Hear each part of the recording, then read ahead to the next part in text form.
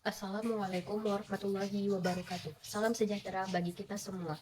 Terima kasih saya ucapkan kepada teman-teman sekalian yang telah meluangkan waktunya untuk menonton video kami.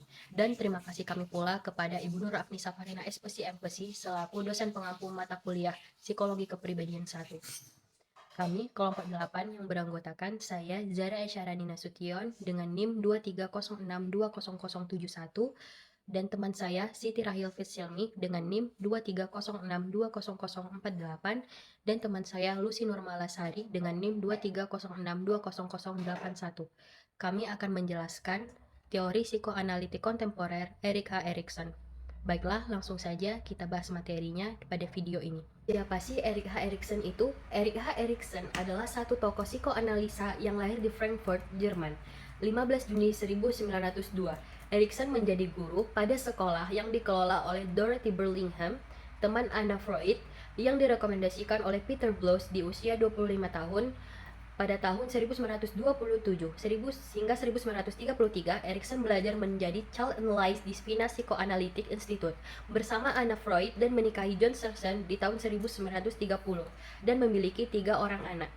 Erikson menerima sertifikat dari Montessori Education serta Vienna Psychoanalytic Society tahun 1933. Waktu Nazi berkuasa, Erikson pindah ke Copenhagen, lalu pindah ke Denmark, serta ke Boston, Amerika. Erikson mengajar pada Harvard Medical School serta membuka praktik psikoanalisis anak-anak. Dari sinilah Erikson bertemu Henry Murray dan Kurt Lewin dan tokoh-tokoh besar lainnya. Sekarang kita akan membahas psikoanalitik kontemporer. Erikson memberi jiwa baru ke dalam teori psikoanalisis dengan memberi perhatian yang lebih kepada ego daripada id dan superego. Dia masih tetap menghargai teori Freud, namun mengembangkan ide-ide khususnya dalam hubungannya dengan tahap perkembangan dan peran sosial terhadap pembentukan ego. Ego berkembang melalui respon terhadap kekuatan dalam dan kekuatan lingkungan sosial. Ego bersifat adaptif dan kreatif, berjuang aktif atau otonomi, membantu diri menangani dunianya. Erikson masih mengakui adanya kualitas dan inisiatif sebagai bentuk dasar pada tahap awal. Namun hal itu hanya bisa berkembang dan masak melalui pengalaman sosial dan lingkungannya. Dia juga mengakui sifat rentan ego, defense yang irasional, efek trauma anxiety, guilt yang langgeng, dan dampak lingkungan yang membatasi dan tidak peduli terhadap individu. Namun menurutnya, ego memiliki sifat adaptif, kreatif, dan otonom atau adaptable, kreatif, dan autonomy. Dia memandang lingkungan bukan semata-mata menghambat dan menghukum, tetapi juga mendorong dan membantu individu. Ego menjadi mampu terkadang dengan sedikit yang bantuan dari terapis, menangani masalah secara efektif. Nah, sekian dari saya. Materi selanjutnya akan dipaparkan oleh teman saya, Lucy Nurmalasari. Baik, sekarang kita masuk ke materi selanjutnya, yaitu struktur kepribadian. Yang pertama, yaitu ego kreatif. Erikson menggambarkan adanya sejumlah kualitas yang dimiliki ego yang tidak ada pada psikoanalisis Freud, yakni kepercayaan dan penghargaan, otonomi dan kemauan, kerajinan dan kompetensi, identitas dan kesetiaan, keakraban dan cinta, generativitas dan pemeliharaan, serta integritas. Ego semacam ini disebut juga ego kreatif. Ego yang dapat menemukan pemecahan kreatif atas masalah baru pada setiap tahap kehidupan. Apabila memiliki hambatan atau konflik, ego tidak menyerah, tetapi bereaksi dengan menggunakan kombinasi antara kesiapan batin dan kesempatan yang disediakan lingkungan. Ego bukan budak, tetapi justru menjadi tuan atau pengatur id. Superego dan dunia luar.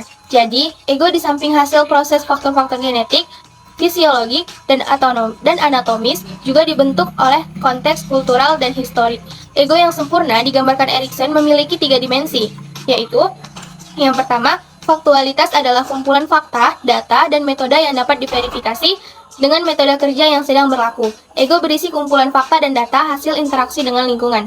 Yang kedua, universalitas berkaitan dengan kesadaran akan kenyataan atau sense of reality yang menggabungkan hal yang praktis dan konkret dengan pandangan semesta, mirip dengan prinsip realitas dari Sigmund Freud. Yang ketiga, aktualitas adalah cara baru dalam berhubungan satu dengan yang lain, memperkuat hubungan untuk mencapai tujuan bersama. Ego adalah realitas kekinian, terus mengembangkan cara baru dalam memecahkan masalah kehidupan menjadi lebih efektif, prospektif, dan progresif. Menurut Erikson, Ego sebagian bersifat tak sadar, mengorganisir dan mensintesa pengalaman sekarang dan pengalaman dari masa lalu dan dengan diri masa yang akan datang. Dia menemukan 3 aspek ego yang saling berhubungan, yakni body ego, ego ideal, dan ego identity. Ketiga aspek itu umumnya berkembang sangat cepat pada masa dewasa. Namun sesungguhnya, perubahan ketiga elemen itu terjadi pada semua tahap kehidupan. Yang pertama ada body ego, mengacu ke pengalaman orang dengan tubuh atau fisiknya sendiri. Yang kedua, ego ideal, gambaran mengenai bagaimana seharusnya diri, sesuatu yang bersifat ideal. Yang ketiga, ego identity, gambaran mengenai diri dalam berbagai peran sosial. Struktur kepribadian yang kedua adalah ego otonomi fungsional. Ego otonomi fungsional adalah ego yang berfokus pada penyesuaian ego terhadap realita. Contohnya yaitu hubungan bunda dan anak. Meskipun Erikson sependapat dengan Sigmund Freud tentang korelasi ibu dan anak mampu mempengaruhi serta menjadi hal terpenting dari perkembangan kepribadian anak, tetapi Erikson tidak membatasi teori-teori korelasi id-ego pada bentuk usaha memuaskan kebutuhan id oleh ego. Erikson menduga bahwa proses anugerah kuliner di bayi merupakan contoh interaksi sosial antara bayi menggunakan lingkungan sosialnya. Lapar ialah manifestasi biologis, serta konsekuensinya akan menyebabkan kesan terhadap dunia luar bayi waktu mendapat pemuasan id yang dilakukan sang bunda.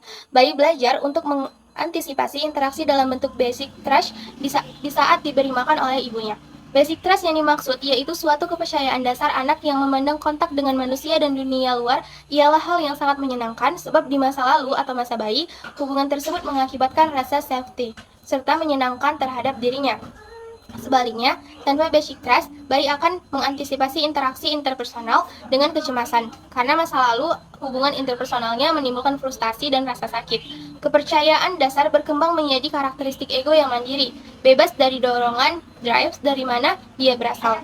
Hal yang sama terjadi pada fungsi ego seperti persepsi, pemecahan masalah, dan identitas ego, beroperasi independen dari drive yang melahirkan mereka. Ciri khas psikologi ego dari Erikson dapat diringkas sebagai berikut. Yang pertama, Erikson menekankan kesadaran individu untuk menyesuaikan diri dengan pengaruh sosial. Pusat perhatian psikologi ego adalah kemasakan ego yang sehat, alih-alih konflik salah sua yang neurotik. Yang kedua, Erikson berusaha mengembangkan teori insting dari Freud dengan menambahkan konsep epigenetik kepribadian. Yang ketiga, Erikson secara eksplisit mengemukakan bahwa motif mungkin berasal dari impuls id yang tak sadar, namun motif itu bisa membebaskan diri dari id seperti individu meninggalkan peran sosial di masa lalunya. Fungsi ego dalam pemecahan masalah, persepsi, identitas ego, dan dasar kepercayaan bebas dari id membangun sistem kerja sendiri yang terlepas dari sistem kerja id. Yang keempat, Erikson menganggap ego sebagai sumber kesadaran diri seseorang. Selama menyesuaikan diri dengan realita, ego mengembangkan perasaan berkelanjutan diri dengan masa lalu dan masa yang akan datang. Struktur kepribadian yang ketiga, selanjutnya adalah pengaruh masyarakat. Walaupun kapasitas yang dibawa sejak lahir penting dalam perkembangan kepribadian, bagian terbesar ego muncul dan dibentuk oleh masyarakat. Erikson lebih mementingkan faktor sosial dan historical, kebalikan dengan Freud yang pandangannya sebagian besar biologikal. Bagi Erikson, ego muncul bersama kelahiran sebagai potensi yang harus ditegakkan di dalam lingkungan kultural. Masyarakat yang berbeda, dengan perbedaan kebiasaan cara mengasuh anak, cenderung membentuk kepribadian yang sesuai dengan kebutuhan dan nilai-nilai budayanya. Misalnya, suku Sioux yang menyusui bayinya sampai usia 4-5 tahun akan membentuk kepribadian yang oleh Freud dinamakan kepribadian oral. Suku Sioux menilai tinggi kedermawanan, dan menurut Erikson layanan pemberian air susu ibu yang tak terbatas menjadi dasar dari sifat kedermawanan. Sebaliknya, suku Yurok sangat keras mengatur defekasi dan urinasi bayi, pengasuhan yang cenderung mengembangkan kepribadian anal.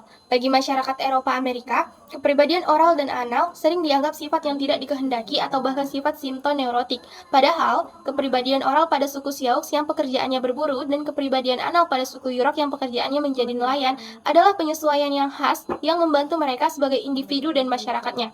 Pandangan yang menganggap orality dan anality sebagai sifat yang menyimpang adalah etnosentris atau menilai budaya lain dengan nilai-nilai budaya sendiri. Baik, selanjutnya materinya akan dipaparkan oleh teman saya Siti Rahil Fisilmi. Baik, sekarang kita akan masuk ke dinamika kepribadian. Bagi Erikson, dinamika kepribadian selalu diwujudkan menjadi hasil interaksi antara kebutuhan dasar biologis serta pengungkapannya sebagai pengaruh-pengaruh sosial. Hal ini berarti bahwa termin-termin kehidupan seseorang dibuat oleh dampak pengaruh sosial yang berinteraksi menggunakan suatu organisme. Dengan demikian, seseorang tadi menjadi matang secara fisik dan psikologis. Kemampuan bawaan penting pada perkembangan kepribadian, tetapi ego ada karena dibentuk sang warga. Bagi Erikson, di saat insan lahir, ego hadir hanya menjadi potensi, tetapi buat menjadi aktual dia wajib hadir pada lingkungan kultural. Masyarakat yang tidak sinkron dengan disparitas norma cara mengasuh anak cenderung menghasilkan kepribadian yang sinkron dengan kebutuhan dan nilai-nilai budayanya. Erikson menduga ego menjadi asal kesadaran diri seseorang. Selama beradaptasi dengan realita, maka ego membuatkan perasaan keberlanjutan diri menggunakan masa kemudian, serta masa yang akan datang. Nah, menurut Erikson, ego berkembang melalui banyak sekali termin kehidupan mengikuti prinsip epigenetik. Artinya, tiap bagian ego berasal berkembang di tahap perkembangan eksklusif dalam rentangan saat eksklusif tahap perkembangan yang satu terbentuk, serta dikembangkan di atas perkembangan sebelumnya, namun tidak mengganti perkembangan tahap sebelumnya itu. Selanjutnya kita masuk ke perkembangan kepribadian. 8 fase perkembangan kepribadian dari Erikson mempunyai ciri utama setiap tahapnya, yaitu di satu pihak bersifat biologis, pada pihak lain bersifat sosial, serta setiap tahap mempunyai masa optimal atau masa kritis yang harus dikembangkan dan diselesaikan. Adapun strata pada 8 termin perkembangan yang dilalui setiap manusia menurut Erikson adalah tahap yang pertama yaitu trust versus mistrust pada usia 0-1 tahun. Dalam tahap ini, bayi berusaha keras untuk mendapatkan pengasuhan dan kehangatan. Jika ibu berhasil memenuhi kebutuhan anaknya, sang anak akan mengembangkan kemampuan untuk dapat mempercayai dan mengembangkan asa atau hope. Jika krisis ego ini tidak pernah terselesaikan, individu tersebut akan mengalami kesulitan dalam membentuk rasa percaya dengan orang lain sepanjang hidupnya, dan selalu meyakinkan bahwa orang lain berusaha mengambil keuntungan dari dirinya. Yang kedua ada tahap autonomi versus shame and doubt pada usia 1-3 tahun. Dalam tahap ini, anak akan belajar bahwa dirinya memiliki kontrol atas tubuhnya. Orang tua seharusnya menuntun anaknya, mengajarkannya untuk mengontrol keinginan atau impuls-impulsnya, namun tidak dengan perlakuan yang kasar. Mereka melatih kehendak, tepatnya otonomi. Harapan idealnya, anak bisa belajar menyesuaikan diri dengan aturan-aturan sosial tanpa banyak kehilangan pemahaman awal mereka mengenai otonomi. Inilah revolusi yang diharapkan. Pada buku Al-Wisal melanjutkan bahwa apabila anak tidak berhasil melewati fase ini, maka anak tidak akan memiliki inisiatif yang dibutuhkan pada tahap berikutnya dan akan mengalami hambatan terus-menerus pada tahap selanjutnya. Yang ketiga ada tahap initiative versus guilt pada usia 3-6 tahun. Pada periode inilah anak belajar bagaimana merencanakan dan melaksanakan tindakannya. Resolusi yang tidak berhasil dari tahapan ini akan membuat sang anak takut mengambil inisiatif atau membuat keputusan karena takut berbuat salah. Anak memiliki rasa percaya diri yang rendah dan tidak mau mengembangkan harapan-harapan ketika ia dewasa. Bila anak berhasil melewati masa ini dengan baik, maka keterampilan ego yang diperoleh adalah memiliki tujuan dalam hidupnya. Yang tahap keempat yaitu industry versus inferiority pada usia 6-12 tahun. Pada saat ini, anak-anak belajar untuk memperoleh kesenangan dan kepuasan dari menyelesaikan tugas khususnya tugas-tugas akademik. Penyelesaian yang sukses pada tahapan ini akan menciptakan anak yang dapat memecahkan masalah dan bangga akan prestasi yang diperoleh. Keterampilan ego yang diperoleh adalah kompetensi. Di sisi lain, anak yang tidak mampu untuk menemukan solusi positif dan tidak mampu mencapai apa yang diraih teman-teman sebaya akan merasa inferior. Pada tahap kelima yaitu identity versus identity confusion pada usia 12-20 tahun.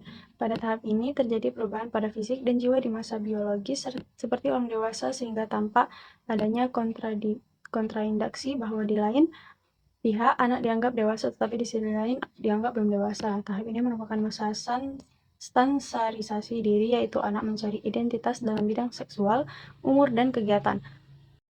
Peran orang tua sebagai sumber perlindungan dan nilai utama mulai menurun, adapun peran kelompok atau teman sebaya tinggi. Apabila anak tidak sukses pada fase ini, maka akan membuat anak mengalami krisis identitas, begitupun sebaliknya. Selanjutnya ada tahap intimacy versus isolation atau masa dewasa muda 20-30 tahun. Dalam tahap ini, orang dewasa muda mempelajari cara berinteraksi dengan orang lain secara lebih mendalam. Ketidakmampuan untuk membentuk ikatan sosial yang kuat akan menciptakan rasa kesepian. Bila individu berhasil mengalami krisis ini atau mengatasi krisis ini, maka keterampilan ego yang diperoleh adalah cinta. Selanjutnya ada tahap generativity versus stagnation atau masa dewasa menengah. pada rentang 30-65 tahun. Pada tahap ini, individu memberikan sesuatu kepada dunia sebagai balasan dari apa yang telah dunia berikan kepada dirinya, juga melakukan sesuatu yang dapat memastikan kelangsungan generasi penerus di masa depan. Ketidakmampuan untuk memiliki pandangan generatif akan menciptakan perasaan bahwa hidup ini tidak berharga dan membosankan.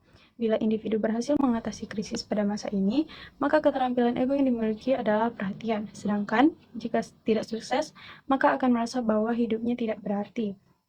Yang terakhir ada tahap ego integrity versus despair atau masa dewasa akhir 65 tahun ke atas. Pada tahap usia lanjut ini, mereka juga dapat mengingat kembali masa lalu dan melihat makna, ketentraman, dan integritas. Refleksi ke masa lalu itu terasa menyenangkan dan pencarian saat ini adalah untuk mengintegrasikan tujuan hidup yang telah dikejar selama bertahun-tahun. Apabila individu sukses melewati fase ini, maka akan timbul perasaan puas akan diri. Sedangkan jika gagal, maka akan menyebabkan munculnya rasa putus asa. Selanjutnya adalah aplikasi kepribadian. Teori Erikson berfokus pada perkembangan sosial, sehingga aplikasinya terutama di bidang pendidikan sosial, khususnya pada usia anak-anak dan remaja. Memperhatikan teori Erikson akan berdampak kepada perlakuan orang dewasa kepada anak lebih sesuai dengan kebutuhan usia anak-anak itu.